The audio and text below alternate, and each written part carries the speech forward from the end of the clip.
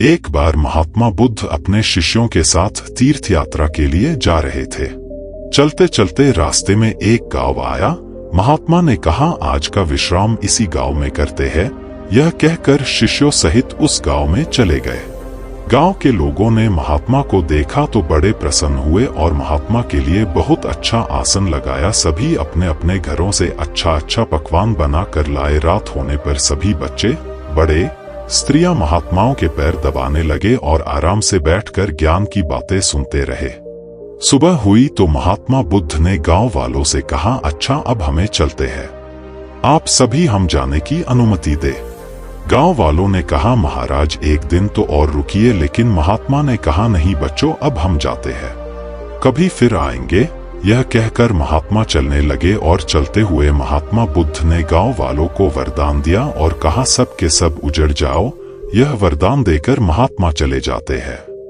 चलते चलते शाम हुई तो महात्मा एक दूसरे गांव में पहुंचे। वहां पहुंचते ही बच्चों का बड़ा सा झुंड दौड़ा आया और महात्माओं को चारों तरफ से घेर कर कोई मिट्टी फेंकता है तो कोई कीचड़ फेंकता है। शोर मचाने लगे। महात्मा लोग बड़ी मुश्किल से उनसे पूछा छुड़ाकर एक जगह गए और जो अपने पास फटा पुराना कंबल था बिछाकर बैठ गए। काफी देर बाद गांव के कुछ बड़े बूढ़े आए। वे सब भी महात्माओं को देखकर हंसने लगे और मजाक उड़ाने लगे। एक जवान ने तो महात्माओं का कंबल ही छीन लिया और कहा, इनके क्या काम आएगा, कम से कम मेरी भैंस तो ओढ़ेगी। वे महात्माओं का अपमान करते हुए चल गए। महात्माओं ने भूखे प्यासे रहते हुए बड़ी मुश्किल से रात बिताई। सुबह होते ही महात्मा चलने लगे और चलते हुए महात्मा बुद्ध ने गांव को वरदान दिया कि सब के सब बसे रहो।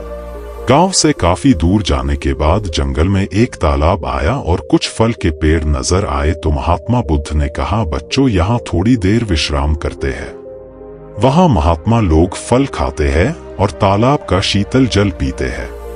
तब एक शिष्य ने कहा, महात्मा क्षमा करे, हमें एक बात खटक रही है, आप नाराज न हो तो हम पूछ सकते हैं।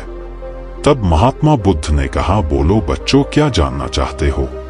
शिष्य ने कहा, महात्मा, जिस गांव में हमारी अच्छी सेवा हुई वहां के कितने अच्छे लोग थे। उन लोगों को तो आपने वरदान दिया कि उजड़ जाओ, और जिस गांव में हमारा अपमान हुआ उन लोगों को आपने वरदान दिया कि बसे रहो। ऐसा क्यों महाराज। तब महात्मा बोले, देखो बच्चों, पहले गांव में कितने अच्छे विचारों के आदमी थे। वह आदमी उजड़ जाएंगे तो दुनिया के कोने कोने में फैल जाएंगे और जहां भी जाएंगे सभी को अच्छे विचार सिखाएंगे। इसलिए मैंने उनको उजड़ जाने का वरदान दिया। और जो दूसरा गांव था वहां के लोग पापी व बेवकूफ थे। वे जहां भी जाएंगे तो अन्य लोगों को पाप व अन्याय करना ही सिखाएंगे। इसलिए उनका एक जगह ही टिका रहना ठीक है। इसी कारण मैंने उनको वरदान दिया कि बसे रहो। महात्मा की बात सुनकर सभी शिष्य अत्यधिक प्रभावित हुए। दो वरदान कहानी आपको कैसी लगी कृपया कमेंट के माध्यम से जरूर बताएं।